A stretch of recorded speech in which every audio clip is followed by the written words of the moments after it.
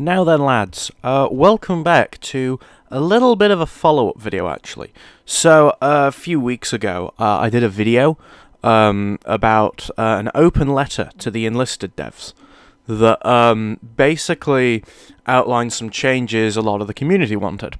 And it was fairly successful, and what came out of it was this, this plan sheet that they said they were going to work on. But they also said they were going to do a sort of in-depth Q&A about a lot of the issues raised, and I want to have a look at that. Basically, I want to have a look at that those changes, and I want to have a look at the questions, which is why I kind of held off and didn't do a video about these plans. But overall, about this, I like it. Most of these seem really good. I mean, there's obviously these ones which people expected, and didn't expect a new soldier class, to be fair. But but I'll go over these in the questions probably. So yeah, let's get to the Q&A then, which I think is a more interesting thing here. So, will you rework animations, especially running animations with various weapons, particularly with pistols? And they're going to change them, which is nice. Some of the running animations, and I think a lot of the animations in general, bit stilted, which, you know, is kind of a detriment, because I think Enlisted, it does kind of look like a pretty nice game, like visually, but I think it is kind of let down by a lot of the animations, which is a bit of a shame. I would like to be able to see, for example, some of the reload animations and running animations and stuff like that. That would be nice. So it's nice that they are indeed working on them related to soldier movement, which is nice. Have you mentioned considering the possibility of letting players change the amount of shells in tanks as well as belts and the payloads of aircraft? Have you forgotten? And they haven't. They seem to want to do this, but apparently it's complex and extensive, and it's a shame. I wish it was a priority. It's something that I, as someone who mostly plays tanks, would love. The ability to not have to take smoke shells in. It would make me feel happy. Do you plan to expand the number of servers? I am quite sad about this answer. So, these were ones for Asia and Oceania, which I think we need, but they don't want to. Well, basically, they think it'll fragment matchmaking, because matchmaking is the most important thing on Earth to these people, and by matchmaking they mean get you in-game quick, and that's it. Which is a bit of a shame, because I don't mind increased matchmaking times if it means that everyone can, you know, actually get good ping and stuff, because, you know, I think an increase in matchmaking time for a more fun game, I think, is more important, but hey-ho. Are there any plans to limit players who don't play infantry and constantly stay tanks in the grey zone or fly planes? I am very happy. This was one of the bits that I didn't like, how they proposed fixing this in the open letter. And I like how they're going about this, such as altering maps and new mechanics. I like that. That's how it should be done. Using the maps to the ability to stop tanks getting in the grey zone should be done. I think with aircraft it's a bit difficult. I think that it will be more, you'll need to use, what are they called? The AA guns more, and they'll need better AA guns for infantry, but other than that, I'm happy that they want to avoid restrictions and fix it through, like, stuff like fixing grey zones and maps, which I'm happy with. One of the recent events showed there's demand for PvE content among players. That was the April Fool's event. We continue working in this direction. It's sad they don't want to go with this. They want to avoid having two games in one, and although they are discussing it, I think it's unlikely to happen, which is a shame. I'd love to see it. I'd absolutely love to see like a PvE mode. I think it'll be really fun, and also a really good tutorial for players, and just a way for players to use more high-level guns that they may not have access to. I think it could be a really cool idea.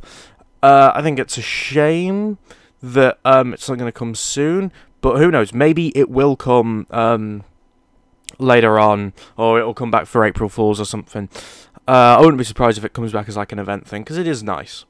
And it is pretty fun, to be fair. Will there be an option to separately purchase British and Italian soldiers of various classes? Oh, thank God, they're allowing the players to change the voice and the name. I like that. One of the things that does annoy me is the fact that you kind of can't do that, and that's something that I do care about customization-wise, because, you know, I want my Italian squad to be full of Italian men, and my British one to be full of British, and my American one to be full of Americans. And I think it's cool that they are going to look at changing this, which I'm very happy with. Will there be a colorblind mode in the game? This is something interesting. Obviously it's great for giving people access. I'm not colorblind, so this doesn't affect me.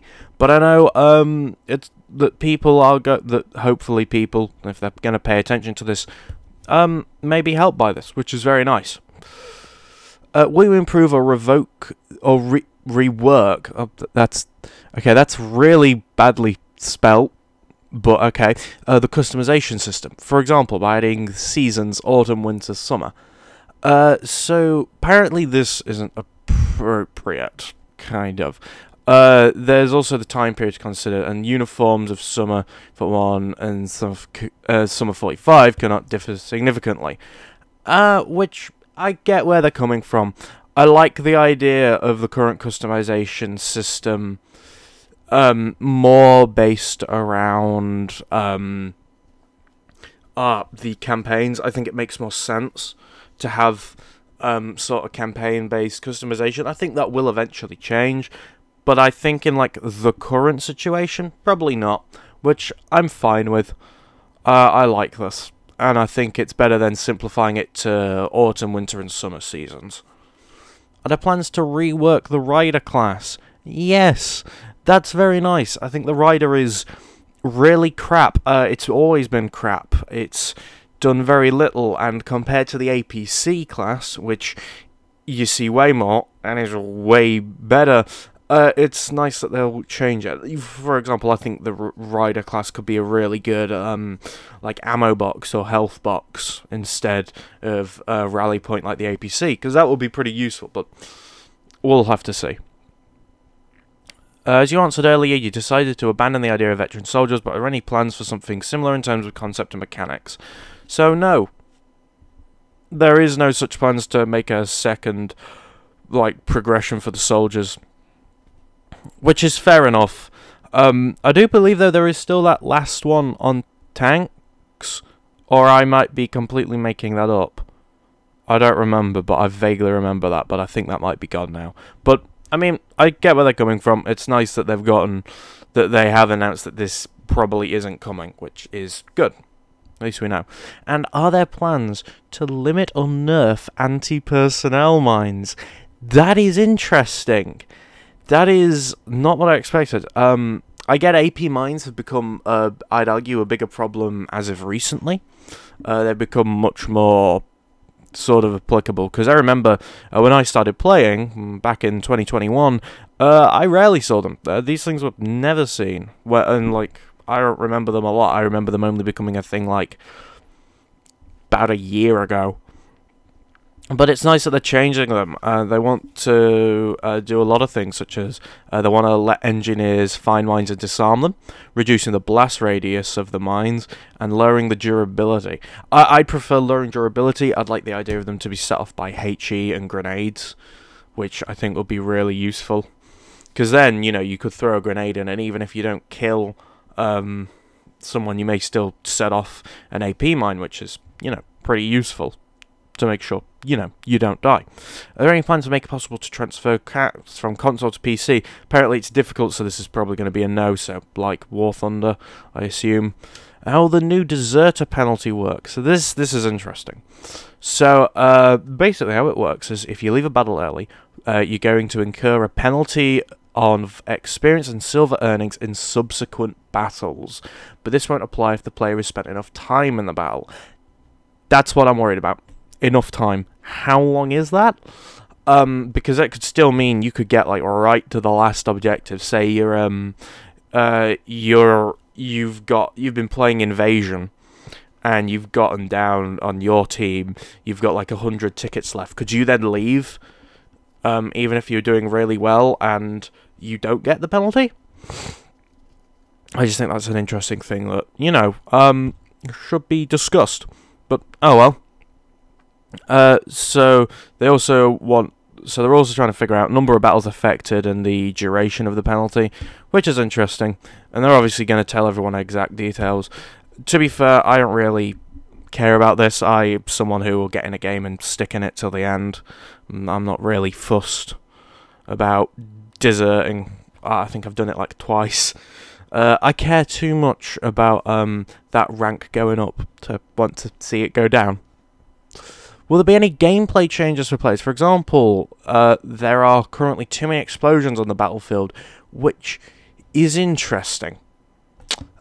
I don't remember seeing that in the letter. I don't remember people complaining about that. That must have been in the Discord. But yeah, I don't mind them not doing the explosions, because obviously it's a war and explosions happen a lot. But yeah, about the other things such as grey zones, they've done a lot of changes to them. And it's nice that they're going to go through and do a lot more of these changes. It's a shame they have to take manually, but it's cool that they're fixing them. Will there be a filter or search function available for weapons in the storage or something similar? Sometimes it's easy to get lost in a large amount of available weapons. Oh my god, I'm happy that's coming.